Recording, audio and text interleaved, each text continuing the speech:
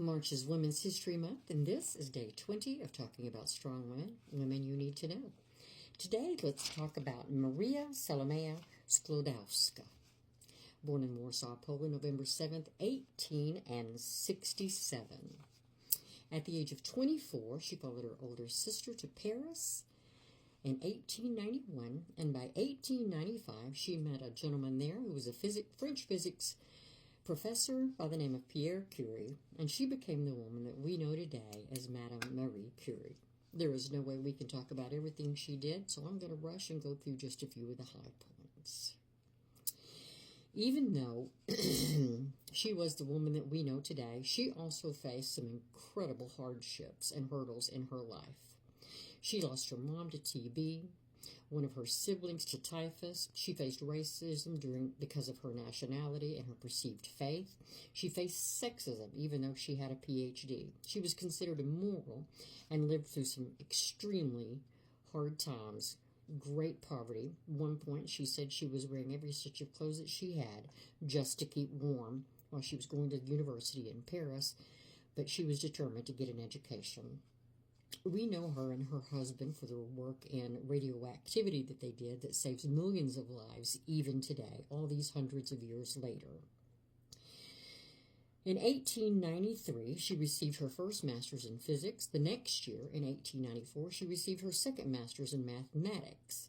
By 1903, she had received her doctorate, making her the first woman ever in all of France to earn their PhD. That was just one of the first in her life. She kept going even through all of these hardships.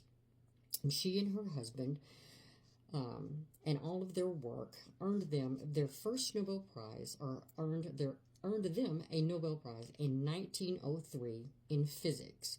That made her not only the first woman to win a Nobel Prize, but it made them together the first husband and wife team that ever won a Nobel Prize.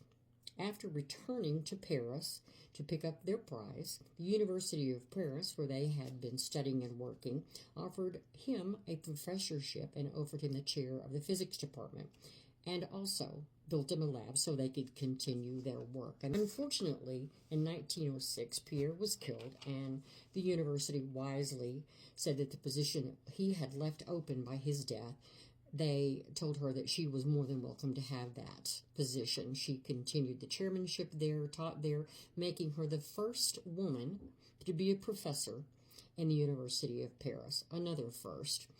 In addition to all that work, she also created the Curie Institute, and that lab still exists today and is one of the foremost laboratories of its kind in the world. During her work there, her daughter noted that she faced great racism, not only because of her what was her perceived faith at that time, because it was some really strange things going on in the world, as you can imagine. But as long as her daughter noted that as long as they saw her as French, it was okay. But anytime she mentioned her Polish heritage, then she was hated, apparently, and her daughter called that out. I might also note here, I forgot to mention that once she got her doctorate, once she got her PhD, she wanted to return to her home country, and her husband loved her and said, even if I have to just tutor French, I'll do that if that's where you want to go. But when they got there and wanted to teach at the university in Poland, I think it was in Warsaw, she was told that she could not because she was a female. 2 masters and a PhD, and she still faced sexism. And then because of her dual citizenship, as long as she mentioned one of them, she was fine, but the other one she wasn't. And also, don't ever mention your faith. I digress.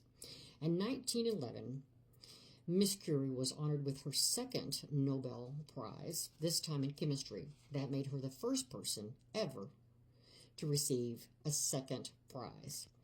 It also made her the first ever to be a Nobel Prize, to win a Nobel Prize in 2 different categories. Again, another first.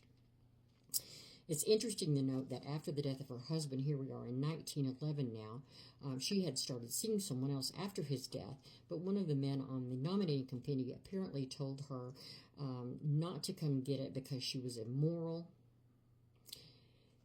She made it clear that her work life and her private life were different, and she went to receive her award. This woman faced so much, but did so much for the world, even today. Her work continues to save millions of people, and it might also be noted that the Curie Institute produced 4 other Nobel Prize winners, including her daughter and son-in-law, who were also winners of the Nobel Prize, a total of 5 Nobel Prizes in their family. Miss Curie passed away July 4th, 1834, at the age of 66 from aplastic anemia. The effects of her work basically destroyed her. But her work saves millions today, including yours truly. Just today, I received the all clear from my oncologist. I'm 2 years clear, and it pretty much means the chances of mine coming back are none. Radiation therapy is what my doctors chose, and thanks to the work of this woman, it took the percentage of mine returning from 40% to 5%. And as I said, just today, I got a 2-year all clear, which means I'm probably going to be okay. So this woman's pretty special to me and millions of others in the world. So today, on day 20 of Women's History Month, Madame Curie, pozdravujeme, nuti saluons.